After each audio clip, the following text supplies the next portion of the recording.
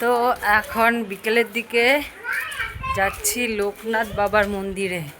এই যে দুটা সদস্য সামনের দিকে চলে গিয়েছে, আর আমি আর মিমি, মানে এটা আমার ভাস্তি হয়। হ্যালো, আমরা যাচ্ছি এখন মন্দিরে, এদেরকে নিয়ে যাচ্ছি আমি। মিমি নিয়ে যাচ্ছিল, তো এও তো ছোটো, দুটা বাচ্চাকে সামলাতে পারবে না, তার জন্য আমি রেডি হলাম। তো দেখতে পাচ্ছ দুজনের হাত ধরে নিয়ে কত না গল্প, মানে কতটা আনন্দ করতে করতে তারা দুজন যাচ্ছে। সেরকম দিন কিন্তু আমাদেরও ছিল, সেই দিনগুলো জানি না কোথায় হারিয়ে গেল। এইসব দিনগুলো দেখলেই না যায় আমার ছোটোবেলার কথা মনে পড়ে যায়, যে আমিও কতটা আনন্দ করতাম। দেখতে দেখতে জানি না কোথায় হারিয়ে চলে গেল। সেরকমভাবে আমার মেয়ে এখন আনন্দ করছে, সেই দিনগুলো জানি না তার কোথায় হারিয়ে যাবে। সে দিনগুলোকে সে খুব মিস করবে। এখন ছোট আছে, বেশ ভালো আছে, শান্তিতে আছে, সুখে আছে। যখন বড় হবে টেনশন, চাপ, এটা সেটা কত রকম না ভাবনা চিন্তা। বিয়ে হলে সংসার সংসার সংসার, সে কীরকম সংসারটাকে মেনটেন করা যায়, কীরকম আমার সংসারটাকে আমি শান্তিতে রাখতে পারবো। অনেক রকম চাপ, মেয়েদের তো সমস্যা। মেয়ে মানে না, ছেলেরা মেয়েরা সবারই, ছেলেরা মানে সংসারের জন্য সব কিছুই বিসর্জন দিয়ে দেয়।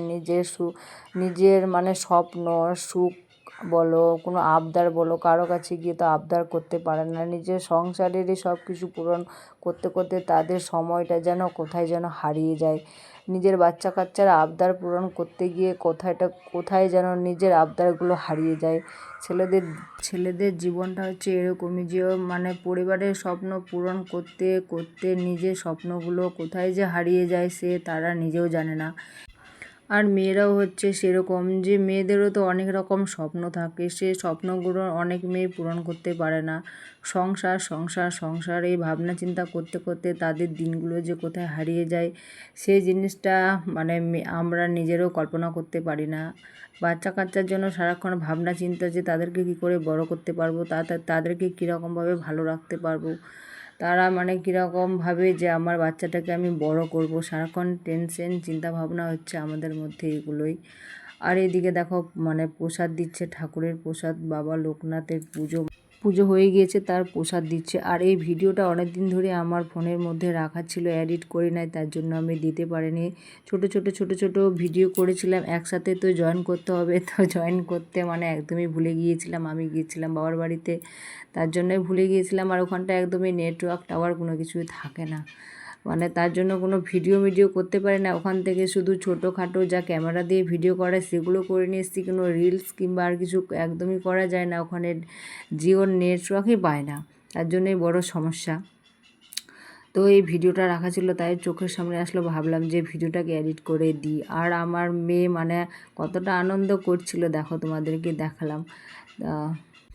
আর তারা যে স্কুলের বান্ধবীর সাথে দেখা হয়েছে, তার সাথে সে গল্প করছে আর প্রসাদ খাচ্ছে, আবার প্রসাদ খাচ্ছে। মানে এই যে তিনজন দেখতে পাচ্ছ, কত না গল্প রয়েছে তাদের মধ্যে, সে গল্প করছে আর তারা মানে কত আনন্দ পাচ্ছে। আর তাদের আনন্দগুলো দেখে না আমাদেরও মনে শান্তি, জানো, বাচ্চা কাচ্চা যখন আনন্দে থাকে না, নিজেরও মনটাতে শান্তি আসে। যে বাচ্চা কাচ্চা যখন আনন্দে থাকে, সুস্থ থাকে, ভালো থাকে, তখন কিন্তু মাদেরও খুব ভালো লাগে যে না আমার বাচ্চারা ভালো আছে, সুস্থ আছে, আনন্দ করছে। আর যখন হয়তো বাচ্চা কাচ্চার অসুখ হয়ে যায় কিংবা কোনো শরীর খারাপ কিছু হয়ে যায়, তখন মাদেরই ভালো লাগে না, খাওয়া দাওয়ার ইচ্ছা করে না, সংসারে কোনো কাজকর্ম করার ইচ্ছা করে না, মন বসে না যে এটা কাজ করি, একদমই ভালো লাগে না। যে শুধু মনে হয় যে কখন আমার বাচ্চাটা সুস্থ হয়ে উঠবে, আগের মতো খেলাধুলা করবে, এটাই শুধু মনে হয়।